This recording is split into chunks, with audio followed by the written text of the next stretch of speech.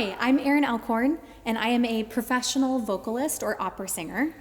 And my name is Sam Martin. I'm a collaborative pianist who specializes in playing with vocalists such as Erin, and I'm also the founding artistic director of the Cincinnati Song Initiative. And we wanted to welcome you here today to the beautiful Werner Recital Hall here at the University of Cincinnati's College Conservatory of Music.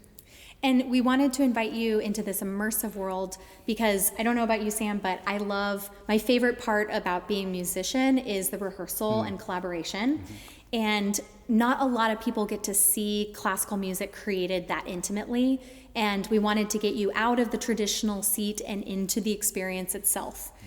We are performing art song today. A lot of people have heard about opera, which is staged theatrical production, and today we're performing art song, which are usually shorter accompanied songs that really fuse music and poetry. And they were, originally performed in intimate settings like people's homes and social circles and then concert halls. And not a lot of people have heard about art song, and it is what first made me fall in love with singing. And so Today's art song that we are sharing is called Last Night the Rain Spoke to Me by the American composer Lori Laitman, and it's set to a poem by Mary Oliver. Yes, and Mary Oliver is a Pulitzer Prize winning American poet, probably one of the best-selling American poets. And she recently passed away at the age of 83. And she asked existential questions about nature and life and death, and was able to ask these big questions in easy to understand language.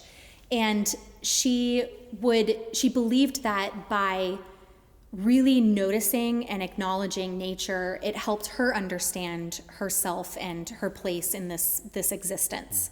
And so in the Last Night the Rain Spoke to Me, by watching the water cycle, the rain coming back to the earth from the ocean, she notices that she has her own cycle, and that this moment in time is just a small part of a much longer and wonderful journey to be had. So yeah, and I can't think of a better composer to have set this beautiful poem than Lori Laitman, who is so moved by words. And she said herself, if a poem doesn't speak to her, she really has a tough time setting it to music. Well, obviously this poem spoke to her because it's an incredible setting for which she wrote music to set this poem. What's really special about this song by Lori is she infuses it with some of her most characteristic compositional qualities, most noticeably something that I want to share with all of you to draw your attention to.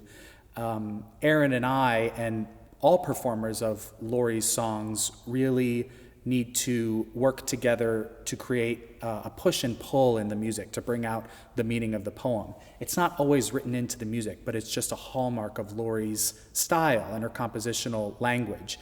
It really accentuates the poem. And so I just wanted to share a little bit of a moment, the piano part, from a specific moment in the song to demonstrate this push and pull that you feel.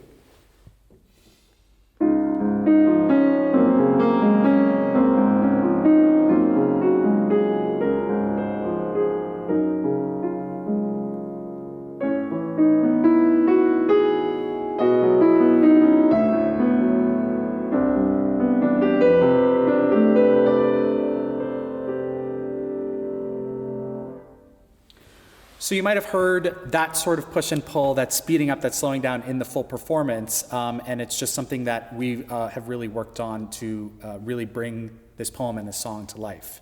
Yes, and Lori, her music constantly changes the key signature or the time signature. It'll be 4 beats per measure and then 3 beats per measure, and it's all to follow the rhythm of the language because the text is prime for her. Yeah. And it's just, you can't really ever tell, okay, she's beating here. It's just this beautiful, natural, colorful composition. And she writes so well for the voice. It's very easy to sing. It feels good to sing her music, and it really shows off the full range of the voice. And it really is a collaboration. Yeah. And so her music is just Great. Yeah. So thank you so much for joining us today, and we hope that you will consider attending a live art song performance in your community someday. So thank you.